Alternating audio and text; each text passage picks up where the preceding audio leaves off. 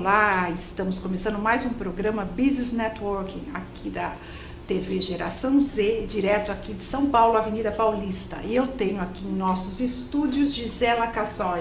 Tudo bom? Tudo bom, e você? Tudo bem, é um prazer ter você aqui conosco. Obrigada, agradeço o convite. Ah, com certeza. A Gisela ela é especialista em criatividade e inovação há mais de 15 anos. Ela tem trabalhos realizados em todo o Brasil, América Latina, Europa e Estados Unidos. Gisela, ela capacita profissionais para geração, avaliação e implementação de ideias. Ela é graduada em comunicação pela FAAP, com especialização na Universidade de Nova York, em Buffalo, e no Centro de Liderança Criativa da Carolina do Norte, e também na Escola de Gerentes do MIT, Massachusetts Institute of Technology. Gisela também é psicodramatista. Bom, quanta coisa, quantos títulos e quanta experiência. Vamos conversar um pouquinho assim do seu trabalho. Vamos falar de criatividade, inovação. O que é criatividade? Vamos definir ou redefinir, elucidar esses tópicos, porque muitas vezes nós temos um entendimento, não digo errado, mas parcial. E as pessoas confundem muito criatividade com inovação. Tá. E tem inúmeras definições, então não tem a definição certa, mas acho que uma coisa que a gente tem que entender é que a criatividade é uma competência. Então ou aquilo que algumas pessoas chamam de um dom, é um dom trabalhado, elaborado, que um profissional pode utilizar. E a inovação é o produto da criatividade. Entendo. Então você precisa ser criativo para poder inovar. A inovação, então, como você falou, o produto é a consequência da criatividade. É a consequência, quer dizer, então final. Um novo produto é uma inovação, uma nova estratégia de marketing é uma inovação. Isso são inovações. Quem fez? Pessoas que usaram sua criatividade. E é possível desenvolver a criatividade, Gisela? É possível, sim. As pessoas acham que é só um dom e tal, e eu costumo explicar a criatividade como se fosse a competência para dançar. Então, para dançar, você tem um pouco um talento nato, e algumas pessoas têm mais, outras pessoas têm menos, normal. Mas tem também a prática, as técnicas. Então aquelas pessoas que dançaram muito na vida, que fizeram curso de dança, que aprenderam mesmo a dançar, vão dançar às vezes até melhor do que uma pessoa que tinha aquele talento, mas nunca desenvolveu, ou pior ainda, né, que não deixavam dançar na infância, que achava que era bobagem, que homem não pode dançar, essas coisas, né? E tem um outro aspecto também que é o ambiente. Então imagina você estar dançando num elevador, por exemplo, cheio de gente, é muito difícil, é complicado. Uhum. Ou se você está dançando e está todo mundo olhando e criticando, etc, etc.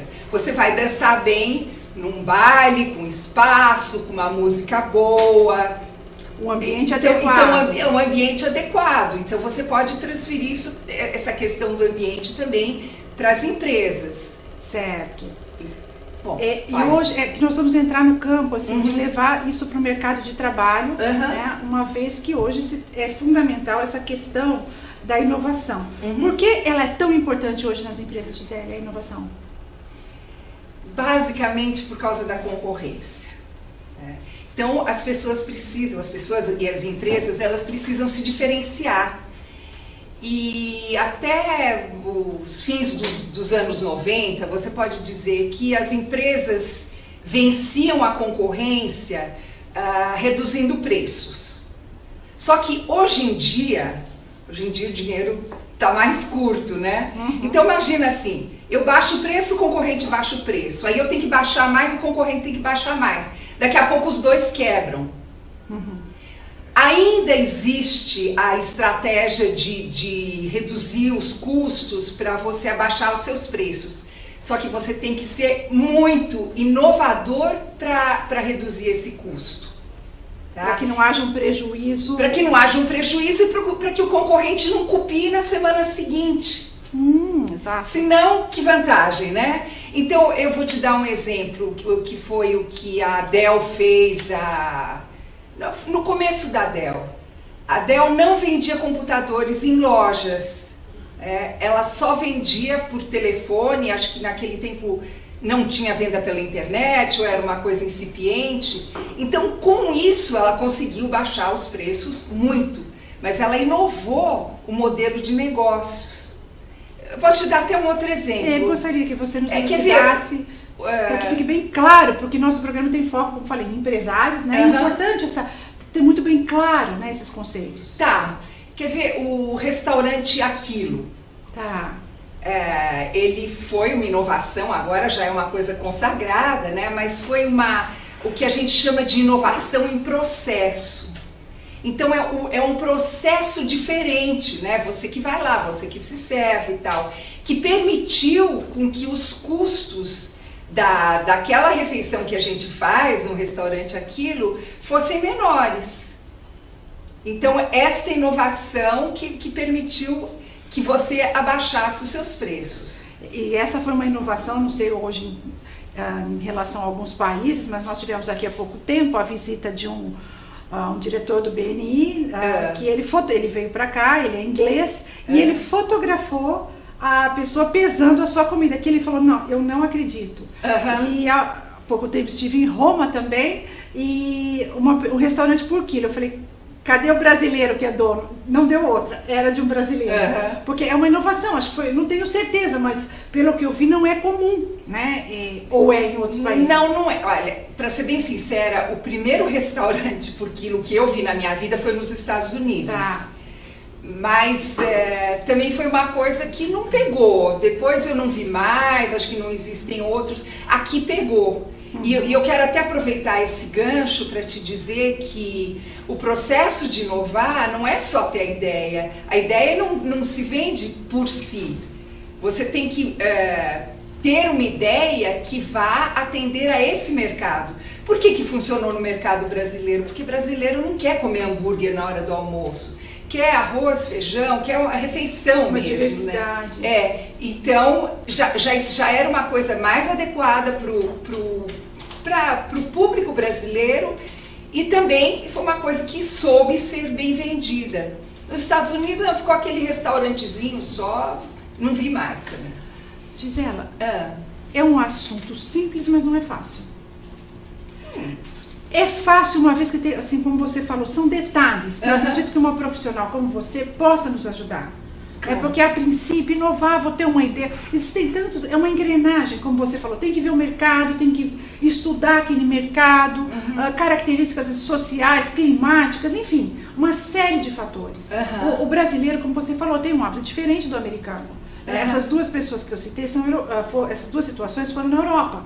Ou seja, você falou já nos Estados Unidos que já viu, mas que não houve, enfim, não foi uma coisa que foi efetivada. Agora, o que torna uma empresa capaz de inovar e manter assim, implementar, qual é a diferença? Porque eu quero inovar, um exemplo, vamos supor, na minha empresa ou um determinado profissional, um empresário. O que torna capaz de inovar? O que torna a empresa capaz de inovar? Algumas são, outras não são. Então, o que faz com que algumas sejam capazes de inovar? Olha, acho que em primeiro lugar a empresa tem que ter uma definição estratégica de no que nós precisamos inovar. Ou que tipo de inovação vai render mais dividendos e mais benefícios para nós. Então, por exemplo, eu tinha mencionado a inovação de processo, isso para as empresas que estrategicamente querem reduzir custos. Outras empresas, estrategicamente, vão decidir inovar em seus produtos. E aí é uma forma completamente de trabalhar. E outras empresas vão inovar o seu modelo de negócios. Então, por exemplo, o Google. Antes do Google, ou antes do sucesso do Google, existiam vários sites de busca. Sim.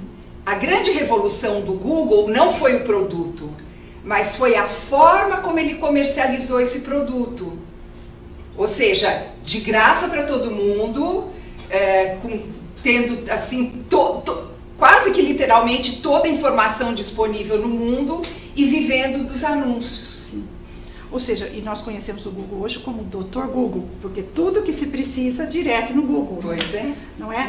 A Gisela é uma profissional que ela tem experiência com grandes empresas. É importante salientar isso, como o Banco do Brasil, Cielo, Supermercado Dia, Santander. Ou seja, nós estamos falando com uma profissional sênior, no sentido de experiência, competência, capacidade. Eu acho importante, né, para poder... E isso, essa competência ou essa formação sua, ela também é aplicada em termos de custos para pequenas e médias empresas? Sim, os custos, ela é viável, porque como o seu currículo é um currículo internacional, e com empresas top, nacionais, multinacionais, então é importante saber se é viável também para o pequeno, para o médio, né? Eu acredito que sim. Sim, o pequeno e o médio também precisam inovar. Acho que o que mais precisam, não é? Até para permanecerem no mercado e com a perspectiva de um crescimento e efetivação, devido, como você falou, a questão da concorrência.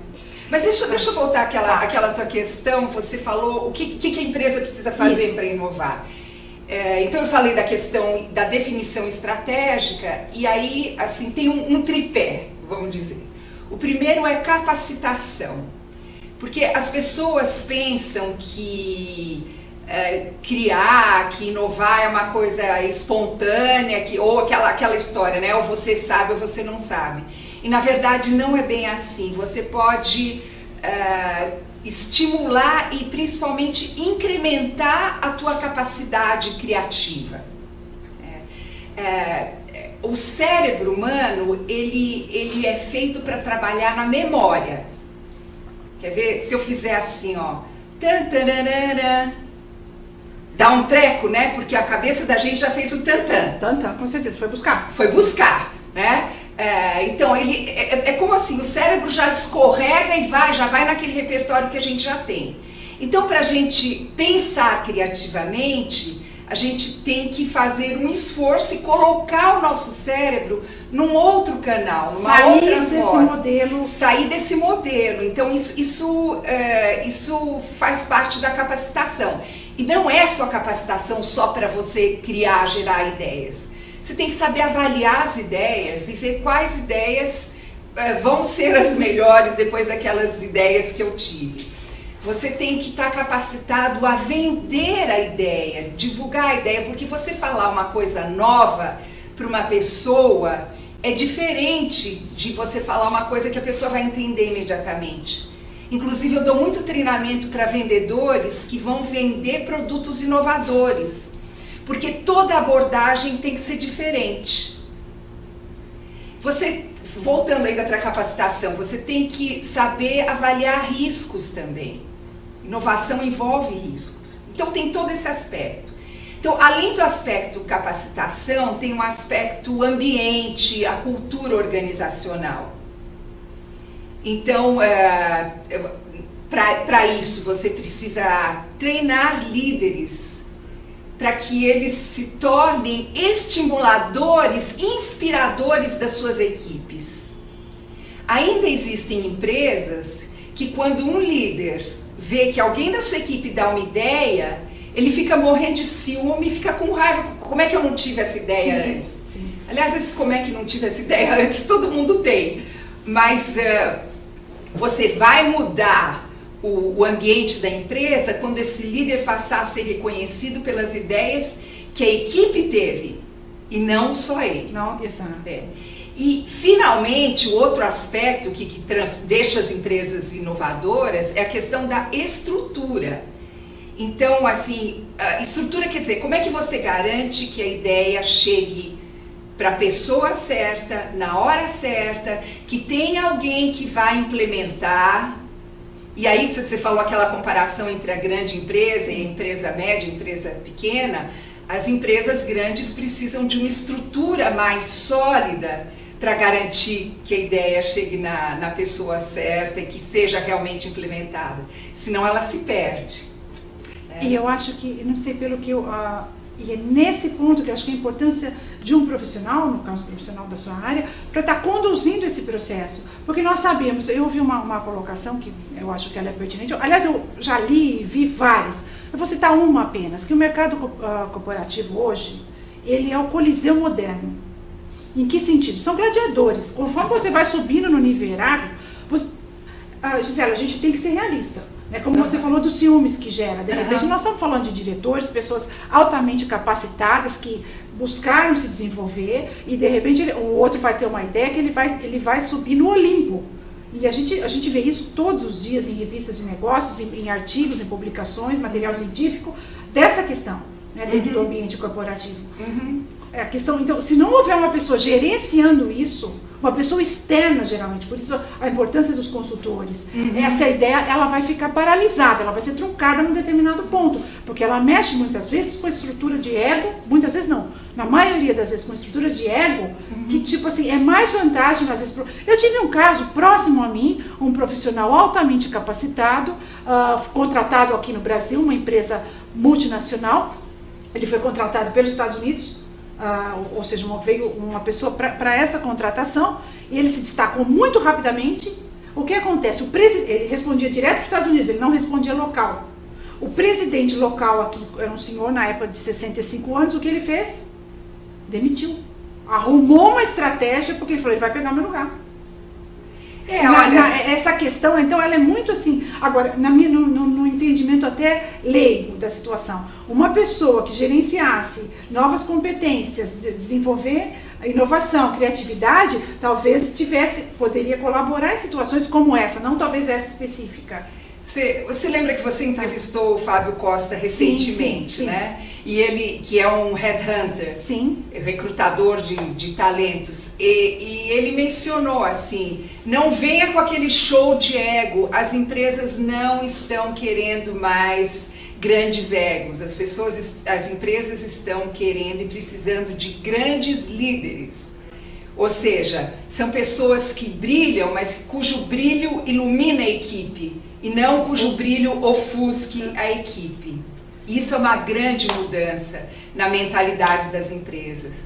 E como assim as empresas hoje, como elas estimulam então essa criatividade dos seus colaboradores? Existem modelos dentro das empresas? Como elas estimulam? Como uma empresa estimula a criatividade de seus colaboradores? Bom, tem a questão da capacitação, que eu já falei. Tem a questão da permissão, quer dizer, você permitir que as pessoas sejam mais ousadas, que elas não tenham vergonha de depois ser chamado de bola fora, porque deu uma ideia que não foi aceita. E tem a questão da motivação. E motivação, existe uma motivação intrínseca, quer dizer, por isso que é tão importante você hoje em dia contratar pessoas que gostam do que fazem, porque aí elas vão ser criativas. E lógico, todo mundo gosta de criar, de dar ideia, então a questão da criatividade e da motivação é um puxa o outro, né? Um círculo virtuoso. E tem a questão da pressão, só que pressão não é opressão, e a gente tem que saber diferenciar isso muito bem. Pressão é realmente um pouco o desafio, aquele estímulo, olha tem que ser, faz. Opressão é quando a pessoa fala faz, mas já tem uma vozinha interna, uma expressão de duvido que você vai conseguir, coisas assim, né? É bem diferente. Gisela, as melhores ideias são individuais ou de equipe? Olha, isso é uma controvérsia assim, muito grande, e tem também modismos. Tem momentos na história que acha que é individual, momentos que acha que é em equipe. No momento, agora nós estamos na fase da equipe, da colaboração, tem até um vídeo que está todo mundo assistindo, de onde vêm as ideias e tal, todo mundo falando que é em equipe. Na verdade, teoricamente, em equipe existe um potencial muito maior para que se tenha boas ideias.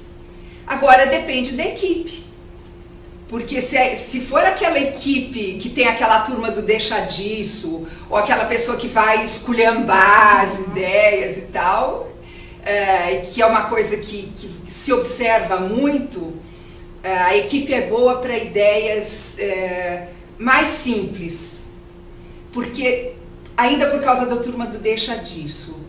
Agora, aí por isso que tem a importância de um facilitador, que é a pessoa que está lá observando o processo da equipe e vai fazer com que a equipe dê o máximo do seu potencial. E vai impedir o deixar disso, você está viajando, todas aquelas coisas que as pessoas falam que acabam podando a criatividade. Podam mesmo, nós sabemos disso. Rapidamente, nosso tempo infelizmente é limitado. Existe uma forma de eu treinar o meu cérebro para desenvolver ideias? Sim, existem algumas técnicas, inclusive, né? Eu vou falar rapidinho algumas. Imagine que você precisa desenvolver uma ideia para produto e tal, e começa a pensar em algumas celebridades. Então, o que o Bill Gates faria? O que o Barack Obama faria? Pensa umas coisas bem absurdas, assim, o que o Bin Laden faria? Aí você vai sair do tradicional. Eu vou te dar um exemplo. Eu fiz um trabalho com a área de segurança de uma empresa. E eles tinham um problema porque o pessoal detestava, eles tinham que usar um uniforme, óculos, capacete, uma coisa toda assim. Aí eu perguntei, o que a Madonna faria? E aí foi pensando na Madonna, que eles criaram uma coreografia, uma musiquinha mesmo. Que primeiro tinha a ordem certa de colocar as coisas, porque evidentemente a luva é por último, e as pessoas punham a luva primeiro, depois ficavam com preguiça de pôr o resto. Então as pessoas, na coreografia, eles eram muito pouco motivados a colocar a roupa toda. Então tinha coreografia, já ficava mais divertido, o supervisor ficava vendo o que todo mundo estava fazendo, porque estava todo mundo fazendo a mesma coisa ao mesmo tempo, e eles colocavam o instrumento certo na hora certa, graças a Madonna. Realmente, é uma técnica que você sai da sua zona de conforto, Isso. Não é que você não vai buscar uma resposta imediata, já como você falou, o cérebro vai buscar no banco de dados, ele vai sozinho, né, ele pensa sozinho em algumas coisas, ele vai por aquele caminho conhecido. E dessa forma você sai do seu caminho conhecido e cria um atalho que vai levar a resultados e soluções diferentes e inovadoras, enfim. Gisela, você gostaria de deixar algum contato seu, um site, enfim, da sua empresa? Com certeza. O meu site é www.giselacassoy.com.br, como está escrito. Meu e-mail, gisela@giselacassoy.com.br. Meu Twitter é @_GiselaCassoy. E meu telefone 11 3885 0441. Eu quero só para finalizar dizer que a Gisela também é membro do BNI. O BNI nos patrocina e o BNI é a maior empresa do mundo e a mais bem sucedida na área de Business Networking. No ano de 2011, não fechamos ainda 2012, foram fechados negócios da ordem de 6,1 bilhões de dólares em todo o mundo. São 54 países, o Brasil inclusive. Entre no site, também conheça o BNI, www.bnibrasil.com.br. Venha fazer parte dessa equipe vencedora. Nós vamos para os nossos intervalos e já voltamos com o nosso próximo entrevistado. Até já!